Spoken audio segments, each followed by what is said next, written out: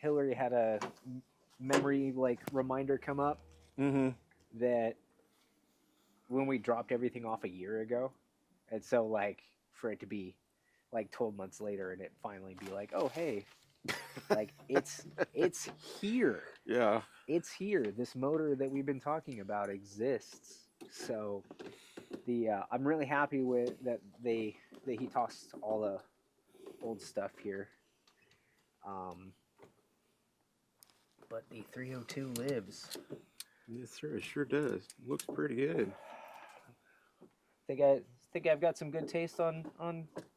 Oh, I knew. Of, I always. I'm just picking on you. I was gonna say I always knew you did. You know, you've been around this kind of stuff long enough to where, yeah, you know what's good, what's bad. Oh man. He said he got the smaller tooth one because that's the 153. And plus,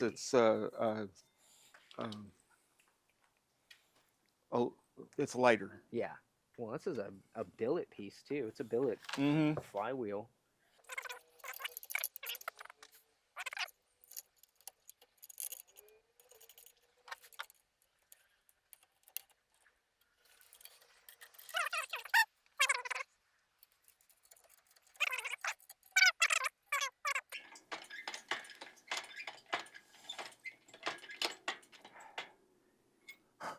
I was gonna say that's probably should be pretty close.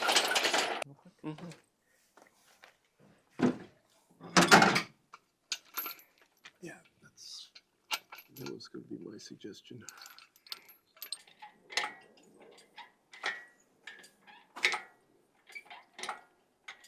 This thing moves in here. Yep, guide it.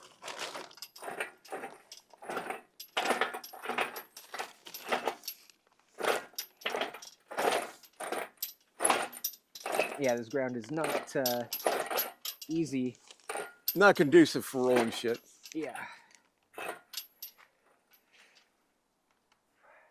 Maybe try to. Would you put your tailgate up? We might be able to move the stand over to this side.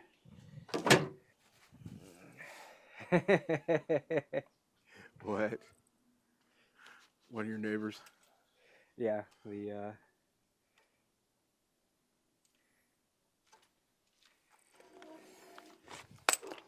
Benny's just the friendly neighborhood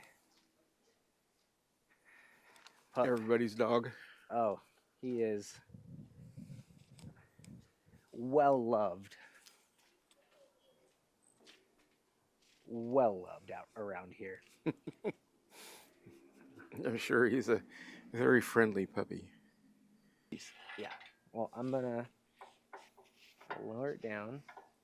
We're looking okay below. Looks good. Looking supported. Yep. Seems to be on there pretty good. Hell yeah. I might still keep an eye out to actually get not custom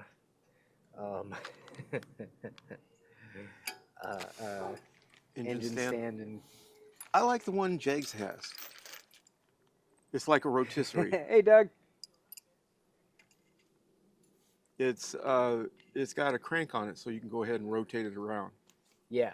You know, I really rather like than that the one. handle through the. Oh yeah, because I mean it's a couple $100, but you know it's worth it in the long run. To me. Yeah.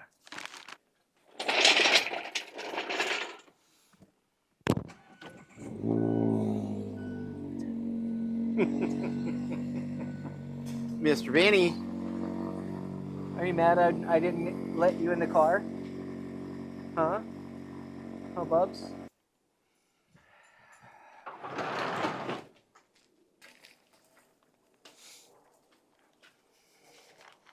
Right. So let's do the. It's kind of an unveiling, right? Kind of. Kind of. He sent some paint too, so in case something. Why he went with green, I don't know, but you know. I picked it. Oh, okay. I picked the color. Why green? Because it's gonna go along with some of the other colors that we talked about to use. Stickers I told you about. Mm-hmm. The Traco engineering stickers. So we got these on. That'll also, since now they're painted the cast silver or the cast aluminum color, right? Mm-hmm. Squirt those with some clear. Hit those with the clear, but Traco is actually who did a lot of the Trans Am race motors for the 302s. Mm-hmm. And so they did, I mean, just tons and tons and tons of them. But get that cleared, get those stickers set on with some good clear, which I actually picked up the clear already. Okay. VHT. Yeah. Apparently I have a black eye coming through here. Happened in jiu-jitsu the other day, just, trying to gain position, go to move, knee comes up in middle of a little bit of a scramble, and it happens. But I wanted to actually take a few minutes to go over the details on the motor that we just picked back up. A whole year, but the focus was quality, and I kept telling the engine builder that, like, don't care about a rush. I would just like to know when it can be reasonably done and done right. And he was very honest with me most of the time. I mean, he told me back in October we would get it, and we're at the end of December and we just got it. But that's okay. It's not like we have the place ready for the engine, and we're still waiting on sourcing a transmission, and we got to get the clutch and so on and so forth. So we have some steps to go. But to go over this, welcome to the messy again garage. We literally just went through this whole thing and we organized it, but in the chaos of doing work and so on and so forth, it got a little messy again, but that's going to be rectified again soon. But we have here me knocking over another tripod. The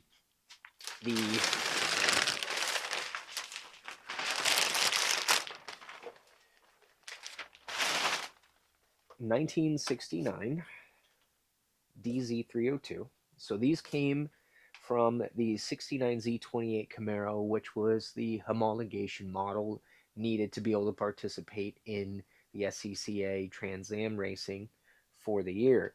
Couple fun things to know about the motor. The DZ motors are a 1-year only motor, and it was only done in 69, which was the last year they used the 302 for Trans Am racing because they upped the cubic inch requirements in 1970, I believe. But it is the only year that is actually called a DZ. 67 and 68, they used I believe it was a MO coated block, which was a 2-bolt main, and a lot of the stuff was pulled off General Assembly. You can identify them by running the codes to show that they are 302 from the factory. But with the 1969, this is a 1-year only production with a 4-bolt main, and all of the top end components are shared with what they ended up utilizing in the L76 and the 327 and also the LT1 350. So when they bumped up to the LT1 350s for 1970, I believe it was, literally the internals are not too far different. You just had a different crank, and that was realistically about it. You had an increase in stroke, and that made the difference in the torque. But in 1969, they came with factory rated 290 horsepower, which actually was just a number they slapped on there. Many times they say this number for insurance purposes or whatever. And you even saw that with a lot of JDM cars of the 90s, then the Supra, Nissan GTR, that all said that they were supposed to be rated for like 290 horsepower or something like that. And it was just a handshake number. Realistically, it wasn't actually what they produced.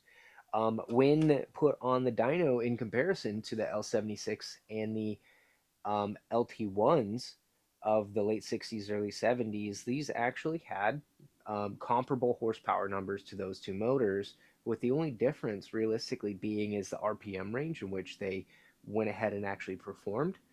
And this went a bit higher RPM range in the performance factor, but it did not have the same low end torque that the other two engines did because they had cubic inches, they had stroke on the crank.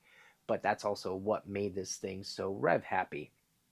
We spec this motor out to be a higher performing motor than factory, obviously. I mean, you can see we've got Dart aluminum heads on it, and whatnot. But we pretty much kept the bottom end factory. On this has a factory compression ratio of 11 to 1, and they had a forged steel crank. They had forged rods, and then the pistons. The pistons we have on here are a forged lightweight aluminum. We also have a forged lightweight connecting rod as well. The lighter weight allows them to rev faster, produce more power, because reduction in rotating assembly weight allows the movement of the entire system to be more efficient. Also, when we got this, it was already a 60 over, which means 60 thousandths over the standard bore of the cylinders, and it was in such good shape that they actually didn't need to be sleeved or anything like that. They just needed to be cleaned up and honed, and so we kept with the 60 over, which actually takes this motor to about 312 cubic inches. So it's a little bit bigger than stock, but not really. Factory crank, it's still the 1178 1969 factory forged crank, with updated rods and pistons. On the top end is where we started to get a little fun with it. Obviously, we are running these Dart aluminum heads. These are the SHP heads. They have a 202 intake valve and a 160 exhaust valve, along with the 200cc runners. So these are actually really built to flow and flow well. These are way beyond what the heads had factory from the DZ302 on the camel hump heads. In fact, I have the heads that came with this motor that I'm trying to sell right now, just trying to get more money for this project in the process. But these are an incredible performing head and are going to be a lot of fun. Factory 64cc sized chambers on these heads, so it doesn't change the dynamic or the static compression ratio at all from the 11 to 1. On the cam, we are running a steel billet camshaft, a flat tappet setup.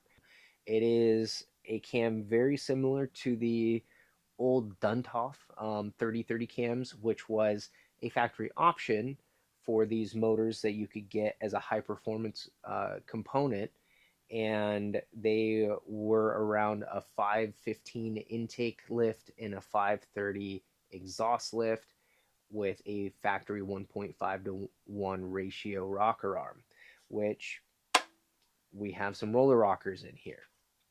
I'm going to pop this valve cover off so you can see the beautiful gold roller tip rockers that we have. Also have some tall aluminum valve covers to go ahead and clear all this, but we have some 1.5 ratio roller tip rocker arms on this guy. The great thing is after we break this motor in, we will be able to swap these out for a 1.6. And the benefit of that actually changes the ratio in which it activates on the fulcrum of this, and allows us to actually essentially get more lift out of the cam without swapping the cam. And so after the motor gets broken in, we will aim to go ahead and swap these out to do so. The valve springs, retainers, everything, we have Racemaster valves in here, which he did a wonderful 3-angle valve job on. These springs are rated specifically to the cam, the head, the ratio, everything like that, but these heads and springs can actually accept up to a 620 lift, so we have some room to breathe if we decide we want to change these rockers out down the line, which we probably will because we're going to want more power. We have a big fat 7-quart oil pan on this guy. I would have loved to have had the money to be able to afford a dry sump system, but we don't have cubic dollars like that. So, you know how the saying goes, races are won by cubic dollars, not cubic inches. And, we're obviously not, this isn't going to be qualified for any type of vintage racing or anything like that. But all of this goes to support the fact that this is going to provide us with additional space for cooling with the extra oil to moderate oil temperature as we go along. Make sure that we're going to not have starvation issues when we go do some canyon drives or go to a road course or do autocross or anything like that. On the inside with the rotating assembly, we are talking an internally balanced rotating assembly. So that means that the pistons and rods were selected in certain positions on the crankshaft to counterbalance the best way possible. And then also some slight adjustments on the crankshaft itself to then also balance the rotating assembly internally so that this harmonic balancer is not actually used for the assistance of the balancing. This helps it rev up better and helps improve the harmonics of the engine to reduce vibration stress realistically, because vibration and heat are really the two biggest wear factors relative to engines and failures. So little piece of advice there. All in all, we are extremely stoked to be able to look at this thing in the flesh. I've got a little bit of detail work to do on this stuff because I'm gonna want to hit this with some good high temp clear for the entire motor.